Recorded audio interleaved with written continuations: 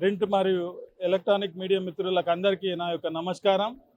ఇవాళ పొద్దున సుమారు 9 గంటల ప్రాంతంలో మేము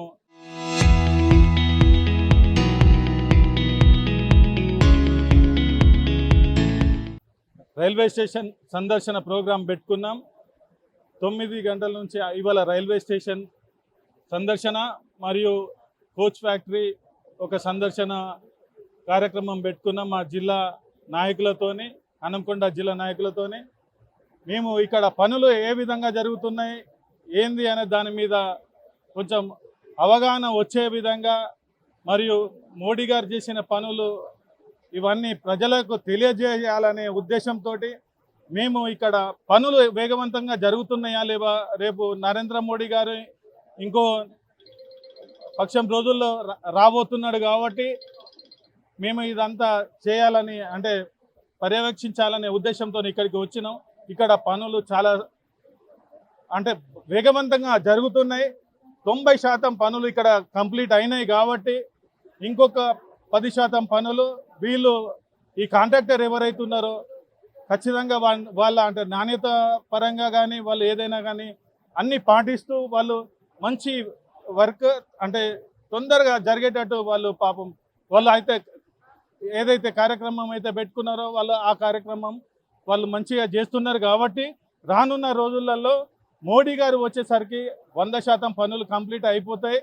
ఇక్కడ ఇంకొక 10% పనులు పెండింగ్ ఉన్నాయి. వాటి మీద కూడా వాళ్ళు దృష్టి పెట్టినారు. వాళ్ళు మాకు ప్రతి ఒక్క పని కూడా ఇక్కడ చూపెట్టి మాకు ఇక్కడ అంటే తృప్తి కలిగేటట్టే చేసినారు కాబట్టి మోడీ గారు చేసిన అభివృద్ధి పనుల్లో భాగంగా వరంగల్కు ఈ యొక్క మంచి ఒక 30-40 వేల దాదాపు కుటుంబాలు కానీ వాళ్ళ పరోక్షంగా కానీ వీళ్ళకు వ్యక్తులకు అందరికీ న్యాయం జరిగేటట్టు ఇక్కడ డెవలప్మెంట్ అభివృద్ధి కార్యక్రమం మనకు జరిగేటట్టు హన్మకొండ జిల్లా కానీ వరంగల్ జిల్లా కానీ ఇక్కడ ఏదైనా కానీ కోచ్ ఫ్యాక్టరీ ఏదైతే కంప్లీట్ అవుతుందో ఆ కోచ్ ఫ్యాక్టరీ పరంగా ఇక్కడ కొన్ని కుటుంబాలు కాజీపేటకు సంబంధించిన చాలా కుటుంబాలు బాగుపడతాయి కాబట్టి మేమైతే చాలా ఆనందం వ్యక్తం చేస్తున్నాం. మోడీ గారికి మరొకసారి కృతజ్ఞతలు తెలియజేస్తూ ఇది అంటే ఈ కార్యక్రమం ఏదైతే మోడీ గారు చేసిండ్రో మా భారతీయ జనతా పార్టీ నాయకుల ఫలితంగానే ఇక్కడ కోచ్ ఫ్యాక్టరీ వచ్చింది. ఇప్పుడు ఏదో ఇక్కడ లోకల్లో వచ్చిన ఎంపీ వచ్చి నేనే పోయి చేయించుకొని వచ్చిన అని అంటే 2 సంవత్సరాలలోనే ఇది ఫ్యాక్టరీ కాలేదు. ఇంతకుముందు ఇచ్చిన కాంగ్రెస్ ప్రభుత్వం ఇక్కడ కోచ్ ఫ్యాక్టరీని మాయం చేసి పంజాబ్కు తరలించింది కాబట్టి మా నాయకులందరి ఒత్తిడి మేరకు ఇక్కడ కిషన్ రెడ్డి గారు కానీ పద్మక్క గారు కానీ ధర్మారావు గారు కానీ వీళ్ళందరి కష్టం వీళ్ళందరి తోటే ఈ యొక్క కోచ్ ఫ్యాక్టరీ వచ్చిందని తెలియజేస్తూ కాంగ్రెస్ వాళ్ళు ఇంకోసారి ఇది మీ మీద వచ్చేసినామని చెప్పేది ఉంటే ప్రజలు మాత్రము వాళ్ళు మిమ్మల్ని అంటే ఏ విధంగా చూస్తారో మీరు గమనించాలి. రేపు రానున్న రోజులలో మోడీ గారిని మళ్ళీ ఆదరించి ఇంకా అభివృద్ధి కార్యక్రమాలు చేపట్టాలని రేపు రానున్న ఎయిర్పోర్ట్ కూడా ఇక్కడ శాంక్షన్ అయింది కాబట్టి ఎయిర్పోర్ట్ ఒక శంకుస్థాపనకు కూడా వస్తాడు కాబట్టి మీ అందరికీ కూడా ధన్యవాదాలు తెలియజేస్తూ మోడీ గారికి మరి ఒకసారి కృతజ్ఞతలు తెలియజేస్తున్నాను. ఈరోజు కాజీపేటలో భారతీయ జనతా పార్టీ నాయకులము అధ్యక్షుడు అదేవిధంగా నాయకులం అందరం కూడా ఎంతో ప్రతిష్టాత్మకంగా తీసుకున్న ఈ కోచ్ ఫ్యాక్టరీ కానీ అదేవిధంగా రైల్వే స్టేషన్ కానీ దాన్ని ఏదైతే కొత్తగా మాడిఫికేషన్ చేస్తున్నారో పనులు ఎంత దూరం వచ్చినాయి వాటిని చూడడం కొరకు రావడం జరిగింది. త్వరితగతిన రైల్వే స్టేషన్ కూడా పూర్తి అవుతుంది. అదేవిధంగా కోచ్ ఫ్యాక్టరీ కూడా అంటే ఇక్కడ ప్రజల దాదాపుగా హన్మకొండ వరంగల్ కాజుపేట ప్రజల చిరకాల కోరికైన ఈ కోచ్ ఫ్యాక్టరీ ఏదైతే ఉందో దీన్ని మన నరేంద్ర మోడీ గారు మేమందరం కూడా రిక్వెస్ట్ చేసి ఇవ్వడం మూలాన్ని ఇక్కడికి రావడం జరిగింది. అదే విధంగా తెలంగాణ సాధించిన తర్వాత తెలంగాణ వచ్చిన తర్వాత కూడా వెంటనే ఇక్కడికి దీనికి నిధులు ఇచ్చి ల్యాండ్ ఎక్వేషన్ ఇవ్వమంటే అప్పుడున్న గతంలో ఉన్న టీఆర్ఎస్ పార్టీ ప్లేస్ ఇవ్వకుండా కాలయాపన చేసి ఇంకా సంవత్సరానికి వెళ్ళిపోతుండగా ఒక ప్లేస్ను కేటాయించి అది కూడా దేవాలయానికి సంబంధించిన భూమిని ఇచ్చి 500 కోట్ల రూపాయల ఆ దేవాలయానికి సంబంధించిన భూమిని ఇచ్చి మాత్రమే ఇవ్వగలిగింది.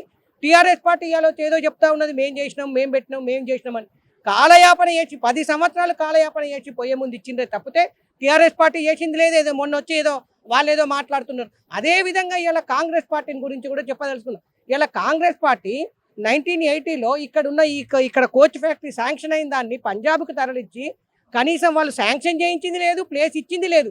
ఇలా మేము ఇచ్చినామని చెప్పి ఇక్కడున్న ఎంపీ కావ్య గారు మాట్లాడడం అయితే విడ్డూరంగా ఉంది. ఆమె గెలవక ముందు, ఆమె రాకముందే ఇక్కడ ప్లేస్ కేటాయించి దీనికి మోడీ గారు వచ్చి శంకుస్థాపన చేసి ఇవన్నీ అయిన తర్వాతనే ఎందుకు అంటే ఇక్కడ ప్రజలు కూడా అంటే నరేంద్ర మోడీ గారికి ప్రధానమంత్రికి ఏ ప్రాంతమైనా అభివృద్ధి జరగాలి. ఎందుకంటే హైదరాబాద్ నగరం తర్వాత వరంగల్ నగరం కూడా గొప్ప నగరంగా కావాలి, ఇక్కడ కూడా ఉద్యోగాలు రావాలి, ఇక్కడ యువతకు ఉద్యోగాలు రావాలి. ఇవన్నీ ఆలోచించి కేంద్ర ప్రభుత్వం నిర్ణయం తీసుకొని ఇలా వరంగల్ సిటీలో కూడా ఇక్కడున్న ఎమ్మెల్యే ప్రగల్భాలు వలుకుతా ఉన్నాడు. మేము గొప్పగా చేసినాము, ఇది చేసినాము, మేము ఇది చేసినామని. నేను ఎమ్మెల్యే గారిని అడుగుతున్నా, ఈ గడిచిన 2.5 ఏళ్లలో మీరు ఏం అభివృద్ధి చేసిండ్రు, ఏం నిధులు తీసుకొచ్చిండ్రని నేను అడగదలుచుకున్నా. ఇలా ఏది ఉన్నది మోడీని చూపెట్టి నగర్ మోడీ ఏదైతే స్మార్ట్ సిటీ కింద వచ్చింది నేను చేసినా అని చెప్తాడు, కాలేజీ కళాక్షేత్రం నేను చేసినా అని చెప్తాడు, ఎయిర్పోర్ట్ నేను చేసినా అని చెప్తాడు. ఎయిర్పోర్ట్ అనేది నువ్వు చేసినా ఏదాది చెప్పమని నేను అడుగుతున్నా.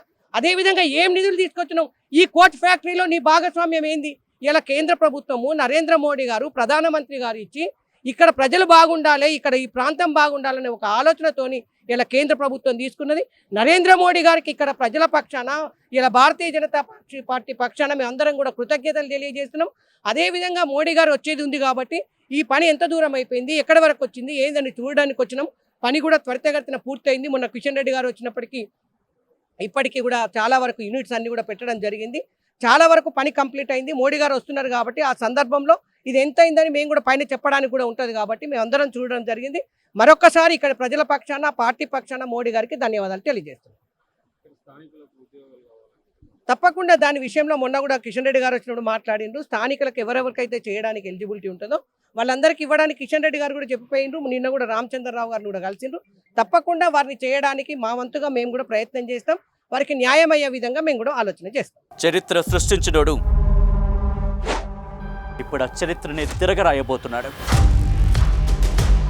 అబద్ధాల గోడల్ని బద్దలు కొట్టి నిజాలను రాగా మీ ముందుంచబోతున్నాడు. నిజమైన వార్తల కోసం వెంటనే డౌన్లోడ్ చేసుకోండి రా యాప్ని.